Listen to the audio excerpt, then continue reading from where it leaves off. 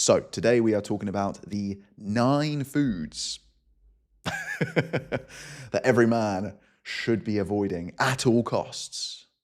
So full screen the video and let's lock in, lads. So these foods do 3 things. They break down your gut barrier. They leak toxins into your bloodstream. And I think worst of all, they cause a lot of inflammation in your gut. And this is bad news, not just for your belly, but also for your brain and for your hormones, and in particular, your testosterone. Because there is a direct link between our gut health and our brain health, our hormone health. And this is done through a nerve called the vagus nerve. Some of you might have done a little bit of research into this in the past. Now, truth be told, even the top neurologists, neuroscientists will tell you we don't know a great deal about this yet. It's one of the more emerging areas of science. So I'm trying my best to stay on the precipice of it, but it's kind of difficult because, as you know, with not just YouTube, but the internet, it's very hard to filter through information. Even literally yesterday, I was watching a video and it was pretty well put together about how a lot of electrolytes are a waste of money. And as I've said to you guys before on my supplements video, you could argue that, but I could also argue that electrolytes help a lot of men drink more water. So it's like, well, I drink that because it makes my water taste better and helps me to avoid liquid calories. So even though you could argue that most men need to dial it back on the sodium, which was the main premise of this video I watched, I would also argue that most men need to dial up their hydration. And I would rather a man be better hydrated than I'd be worrying about how much sodium they've got in their bloodstream. Because again, sodium is an essential mineral. It's not harmful at all, especially unless it's, what's the word? Consumed. That's the word I was looking for. Consumed in the wrong types. Anyway, the foods I'm going to take you through today, the reason they're so harmful is because of this link between the gut health and our brain health. So these are the foods that lower your testosterone because they just smash your immune system and your endocrine system. They're going to increase your cortisol and they're going to mess up your sleep as well.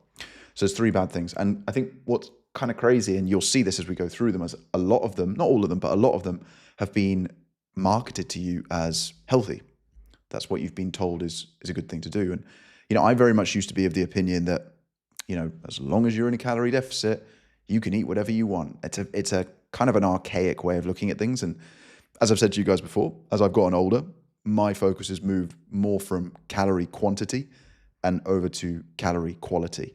Because I think if you focus on that, once you've got a basic understanding of your calorie quantity, then it just makes it's so much easier to stay within your calories. It's pretty hard to eat 3,000-4,000 calories if you're eating, clean, as it were.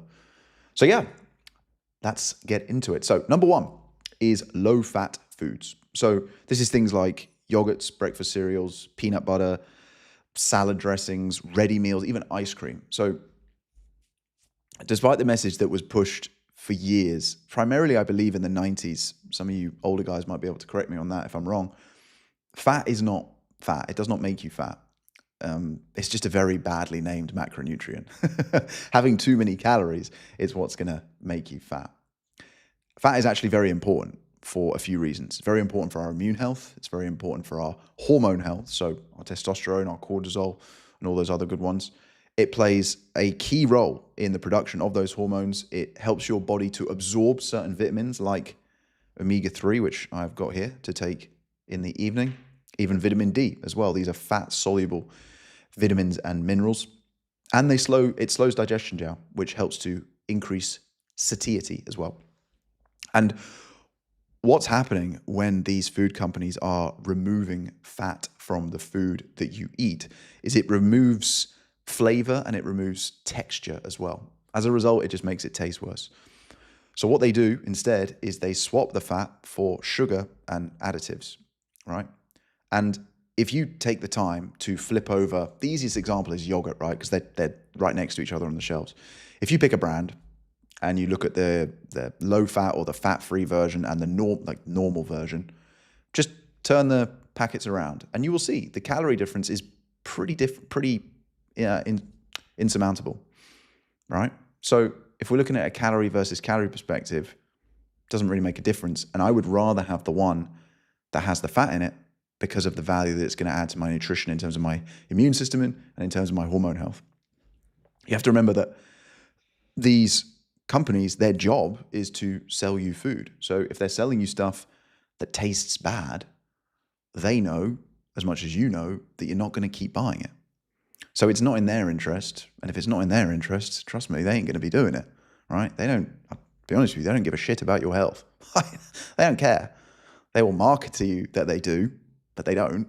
They're there to make profit for their shareholders because they are PLCs. That is their job. All right? There's nothing nefarious about it. Their role is to make money. You are the consumer. So they are going to market products to you in a way that makes you buy more of them. And if they were selling you a product that tasted trash, you ain't going to buy it. Simple as that. So if they go, okay, well, hold on a minute. We've told people fat is bad. Now we've got to take fat out of the bloody thing. What are we going to put in? Let's put sugar in. Fine, don't worry about it. Put the sugar in, it'll taste good again. Boom. So yeah, I would rather choose the whole version, the normal version of the product, and then just moderate the intake of it. And I actually think personally, and again, this is very subjective, but the original version of most of these products taste better too. Right? I think sometimes like they put too much sweetener and sugar and additives in, and for me anyway, maybe it's just my taste buds, it's just a bit too much. I just can't even have that much of it. And it makes me feel a little bit sickly. So whether it's, Greek yogurt, eggs, nuts, fatty fish, like even the fat on your steak as well. This is another big one I see. A lot of people will cut they'll say to me proudly, oh, I had a steak, but I cut the fat off. Don't. Eat the fat. Eat the fat. There's a lot of good stuff in there. Just got to be mindful of it. So that's number one. Number two is rancid oils, which are commonly known as seed oils. I mean, something called rancid oils. The clue is somewhat in the name, right? But this is things like canola, sunflower, and soybean are the three biggest culprits. And this is because they're all very unstable. And what they do is they drive something called oxidative stress, which essentially is stress on your cells at a very basic level.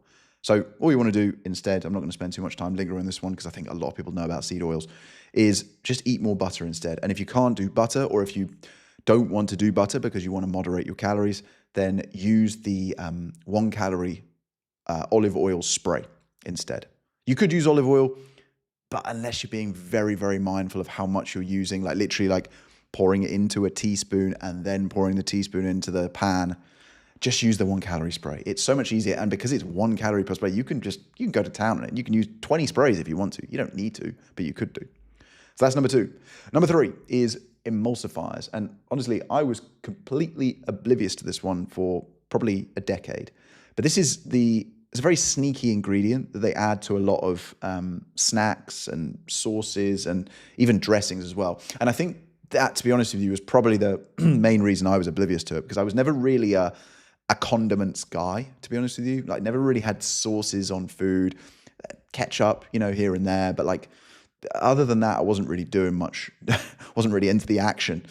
But these are tearing up your gut lining. And we've got studies that are now showing the fact that these are disrupting the integrity of your gut lining as well.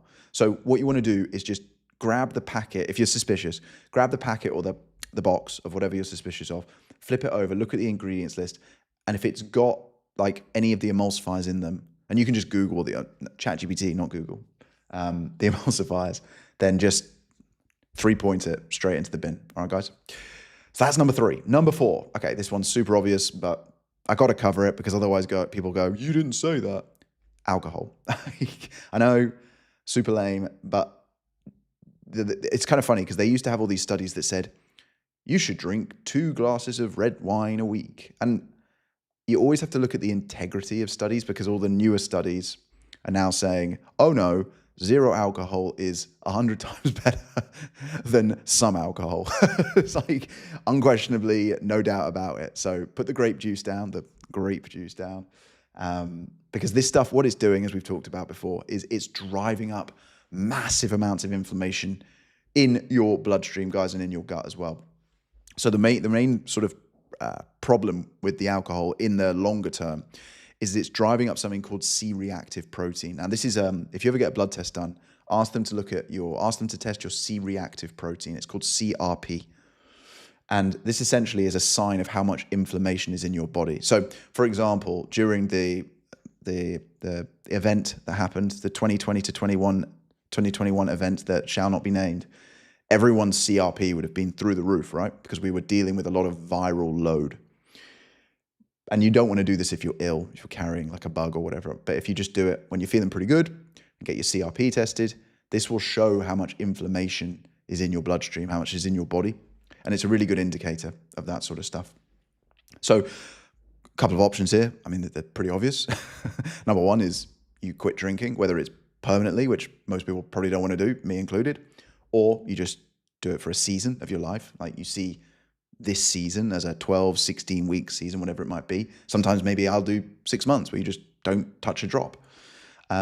Or you switch to the zeros. You switch to the zero beers, there's zero wine, there's zero spirits now as well. Like, it's not for me to, tell you what to do with your relationship with alcohol. I can just advise you based on what I've done, based on the science, and based on the results I've seen my clients get. And it's pretty, in terms of leverage, this is the one that tends to get people the biggest bang for their buck in the shortest amount of time, I would say. So again, don't go into the mindset of it has to be forever, but 30 days is probably too little, and I'd say longer than 6 months is probably a little bit too long, unless you decide you want to go completely, that's it. But then it's very much around framing, and that's not my area of expertise, so we'll move on from there. But yeah, nothing is better for fast results. If you want to just lose 20 pounds fast, and you're looking at all the things you could add in or all the things that you could remove, because we've talked about this in the past, it's more valuable to remove things than it is to add things. If you were to write down all the things you could remove, alcohol's number one, always. It's always number one.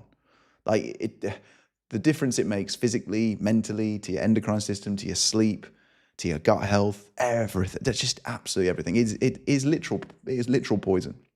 Literal poison. 100 years ago, it was illegal. It's pretty wild that they brought it back, but that's what money does. Next up, I can't remember what number we're on now, 4, 5. MSG.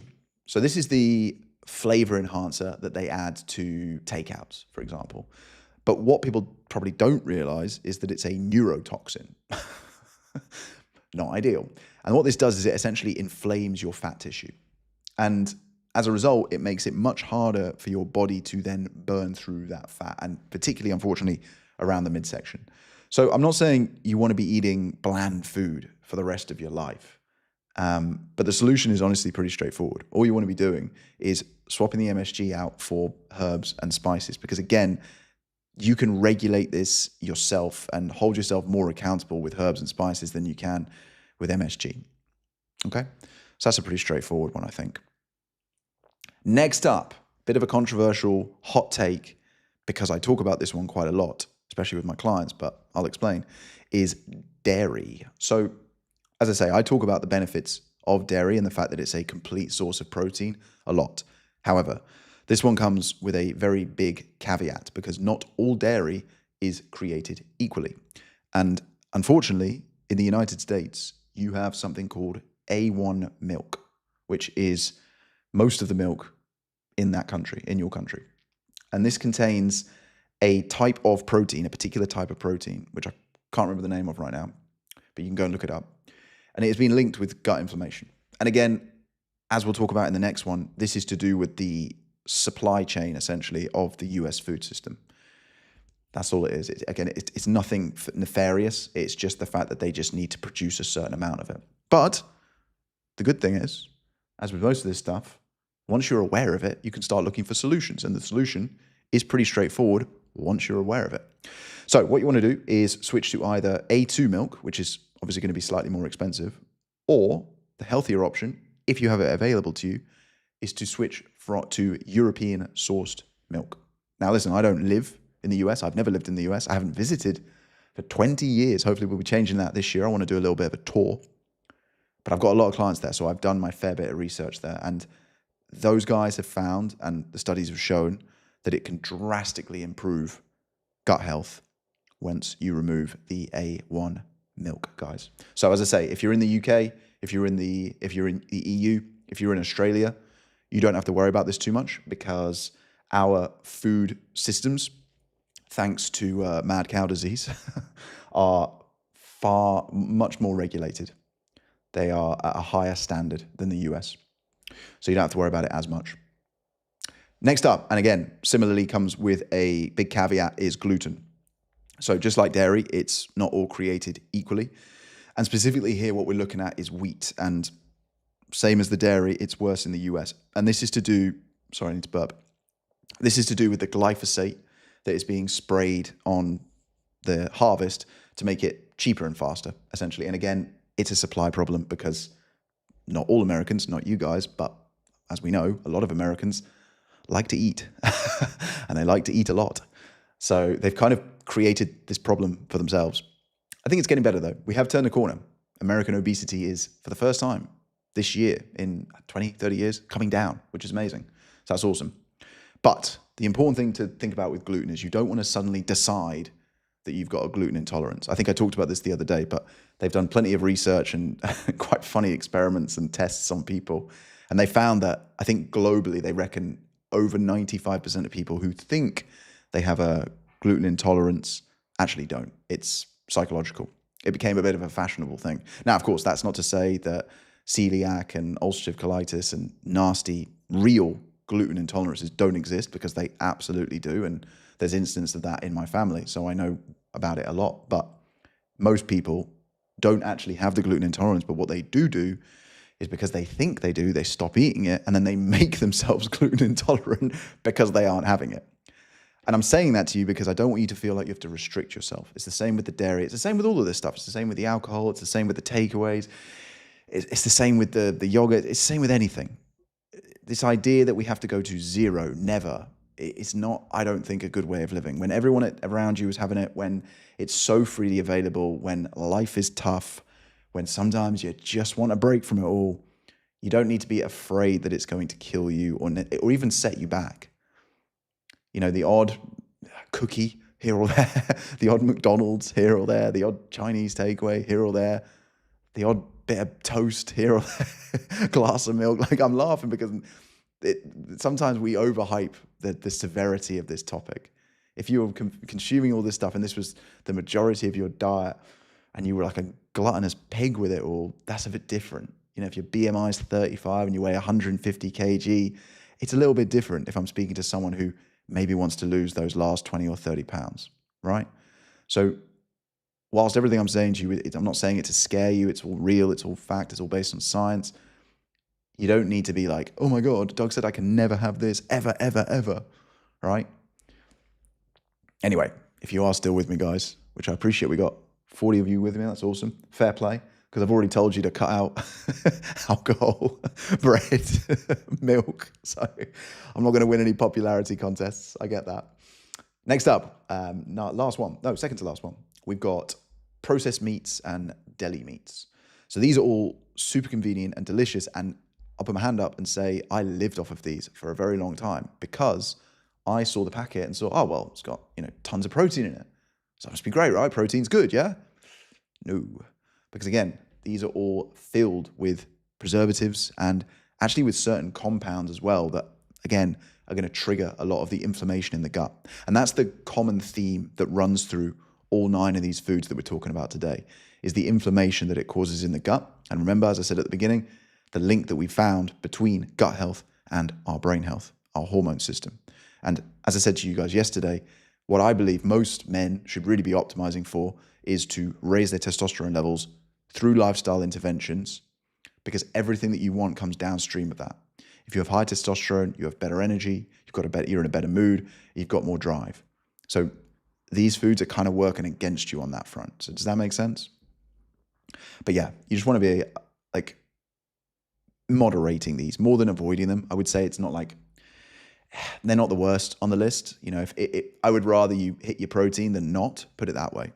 If it's all you've got available to you, let's say you're on the go and I don't know, all you've got is a packet of chicken slices or whatever it might be. Don't be afraid that you can't eat them. That's absolutely not going to kill you again. But again, like these guys, the processed meats, the deli meats, they've been directly linked to increased causation of CRP, that C-reactive protein, which is the marker for inflammation. It's funny as well because like we're actually going to talk about this, I can't remember which day it is, in a few days, about nutrition myths, which I know that'll be a popular topic. But one of the ones I'm going to delve into is around red meat. I'm sure most of you guys are wise on this one now because it's kind of died out. The whole vegan trend, most of them literally died. I'm joking. But yeah, basically all the studies they used to do on red meat, they would lump red meat in with these deli meats and the processed meats. And so as a result, the results came out looking like red meat was causing cancer and heart diseases and strokes, and it was causing inflammation. And then someone went, wait, hold a minute, we should probably separate these two. And then as soon as they separated them, it was completely different. And the red meat was, one of the best sources of protein, one of the best things that you could eat. Now, am I carnivore? Would I advocate for that? No, because I don't advocate for any extreme diets. And carnivore is an extreme diet. Can there be health benefits for it? Yes, but what you're really, it's not the fact that you're eating the meat. It's the fact that you're removing everything else. That's the benefit that you're getting. And for some people, if they've been eating like trash for years, decades even, then yeah, they do need to eliminate a lot of stuff from their diet. And again, like I said to you guys earlier with the alcohol, it's not necessarily what you add, it's what you remove. So yeah, processed meats, deli meats. And then last but not least, probably, maybe not the worst, because I think alcohol is probably the worst, maybe second worst, is the trans fats. So you guys have definitely heard of saturated fat and unsaturated fat. Both of those are actually healthy in moderation. Trans fats, on the other hand, are no bueno boys. So this is fried food, pastries, and to be honest with you, the easiest way to identify the trans fats are the long shelf life products. So cookies and biscuits, I suppose, would be the two that pop into my mind. And that is literally the exact purpose of these trans fats. Nothing to do with trans people, by the way. Just a funny link. But essentially what their job is to do is to extend the shelf life of a product. So it's very easy to identify these because if you flip it over and see expiry date is June 2030, that's the next World Cup. That's 4.5 years away, guys. Like, what's going on? That's not real food. That's been manufactured. Have you ever seen, someone sent this to me today. It was a McDonald's. Oh, it's going to really annoy me now. There was a country that shut all their McDonald's. I want to say Iceland, but I can't remember. Anyway, it doesn't matter. Anyway, but what they did is they put the last ever cheeseburger or whatever it was in a casing after it was made. It's still there. And it looks exactly the same. And this was like, I don't know, 10 years ago or something. It doesn't matter. Even if it was 6 months ago, you'd be like, that shouldn't be there. It looks exactly the same because it's not real food. It's not real food, guys. And yeah, it's the same as all the other stuff we talked about. These are just going to cause massive amounts of inflammation. They're going to smash your testosterone. They're going to wreck your drive. They're going to destroy your sleep. And they're going to put you in a foul mood, and they're going to make everything feel harder. So yeah, just like all of these foods, I think the main purpose of today's video was not to scare you. It was to raise awareness of what is out there, what's good, more importantly, what's bad, and what you should be trying to avoid, and the specifics. Because it's very easy to say, avoid processed food. Yeah, but people don't know the difference. People just assume that people make assumptions of what is a whole food a lot of the time. Right? So, I mean, the processed meat is a great example, right? People would think, oh, well, it's chicken, so it's whole food, right? No. So we've got to be more specific. So hopefully this video has given you a little bit more of a deep dive into the specifics of the processed food that you want to avoid. And as I said, I'm not saying you have to remove these completely and forever. Awareness is the key, and now you can make the decisions for you. But above all, just remember the 5 principles of creating the sustainable diet for you guys, which everyone can adhere to because they are principles. Number 1, we want to make it balanced with all 3 macros. We want to have carbs, we want to have fats, and we want to have protein. They all play an important role. Number 2, we want to make it omnivorous. We want to be eating vegetables, we want to be eating fruit, and we want to be eating meats because that is where we get the best complete sources of protein. Number 3 is we want to make it nutrient dense. In other words, we want to be eating the majority of our food from whole foods. Or we want to be getting the majority of our calories from whole foods, I should say. Number 4, We want to make our meals quick and easy because that means it's much easier to adhere to our diet. And then last but certainly not least, and probably most importantly, number 5, we want to make it enjoyable, guys, because if you don't enjoy it, you will not stick to it. So that's what I had for you guys today. Did you enjoy that one? Was it useful? Did you learn anything?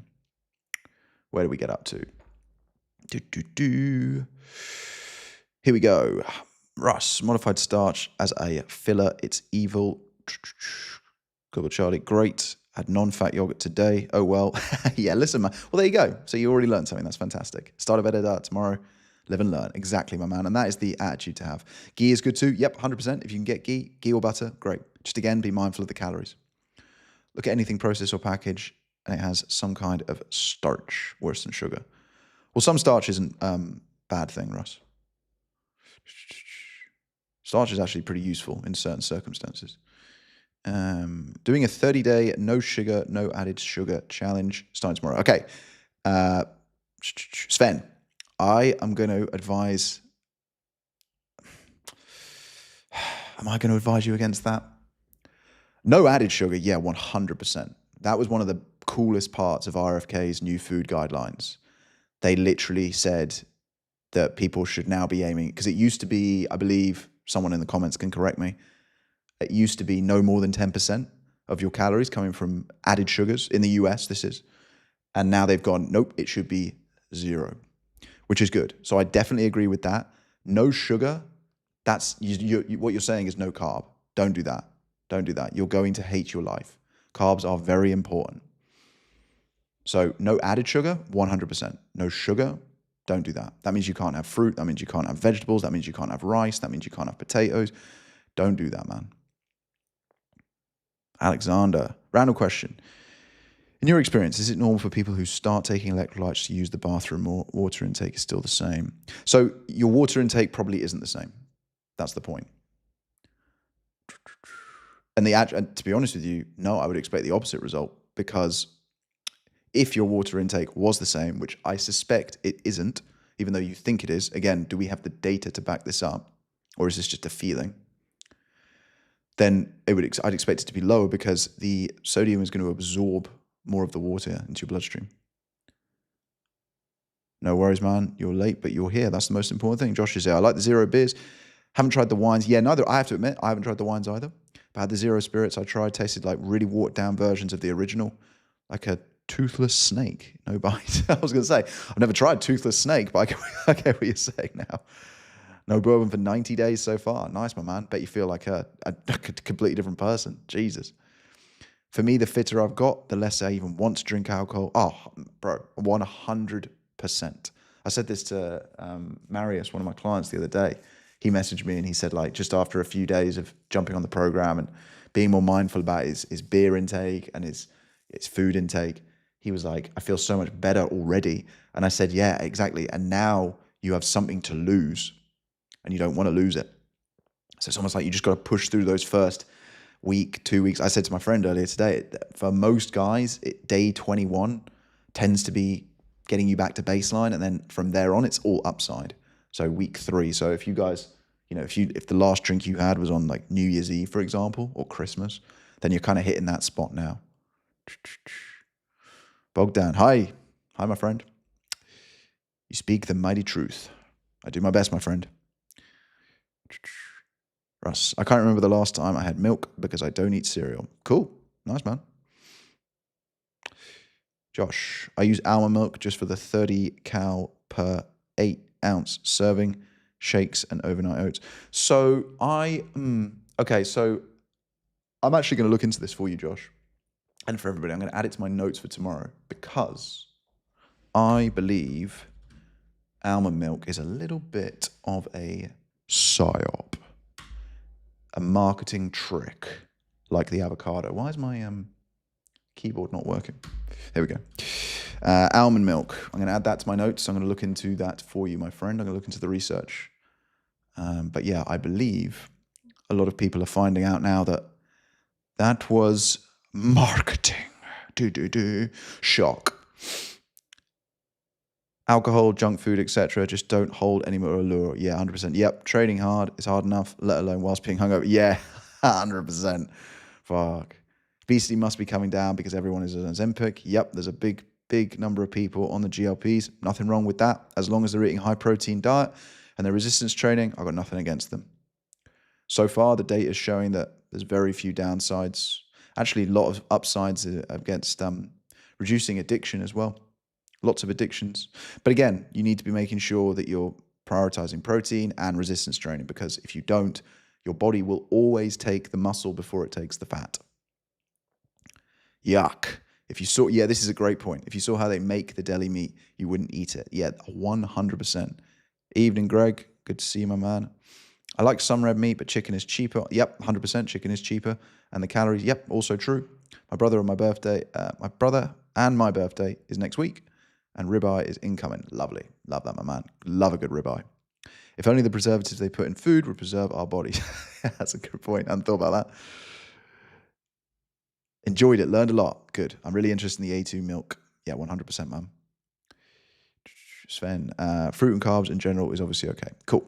Okay, great. Good. You're going to moderate that. But also, again, rice, potatoes, as long as it's whole food, stick to those principles.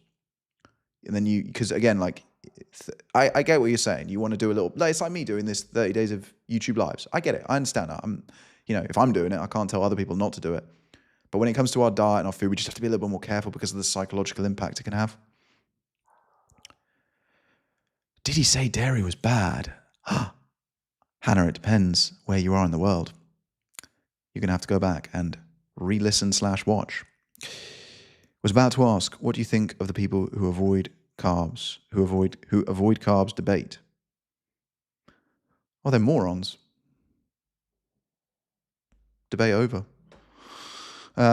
Just started tracking my water intake lately. Good man. So ideally, should I be hitting 3 liters per day? I'm averaging 2-3 liters. Yeah, 3 liters is a nice baseline, Ryan. I think there is no upper limit. You don't need to really stress about drinking too much water. With water, the only thing you need to be mindful of is the timing of it. So one thing I'm experimenting at the moment is, rather than doing the 3-2-1 rule, I'm kind of actually doing the 3-3-1 rule. So I'm going to come off now because we're at 6:40. I'm going to have my dinner straight away. My dinner will be done by 7 p.m. here. I'll aim to be in bed and hopefully asleep at 10. So I will stop drinking as soon as I'm done eating. But yeah, C3 as the minimum, Ryan. It's going to help you out as well, man. From a Doug, I will respectfully disagree with you on the electrolyte and urinating more. As you consume more sodium, your kidneys will have to excrete more sodium to maintain homeostasis as you excrete. Cool. Fair enough, man. That's the beauty of free speech, guys. We are all allowed to debate and disagree with each other. Love a bit of discourse, guys. Love a ribeye myself, especially over the charcoal. Ooh, yeah, 100%. I mean, like soda, Coke, chocolate, candy, cake, ice cream, etc. So I guess added sugars is 100%, man. Yes. Yeah, coming back to that. Yeah, perfect. Yeah, you got it nailed on then. Yeah, 100%. Yeah. So yeah, I mean, that's a fantastic challenge then. 30 days of no added sugar. You're going to feel like a new man. Trust me. Love it. All right, guys, we're coming up on 40 minutes. I see the viewership has dropped off a little bit. So I'm going to leave you guys to it. Hope you enjoyed. Have a fantastic Sunday. Sleep well tonight. Monday again tomorrow. We're locked. We're loaded. And tomorrow we are talking about why you can't lose fats from the bits that you want. So I will see you guys all then. Cheers.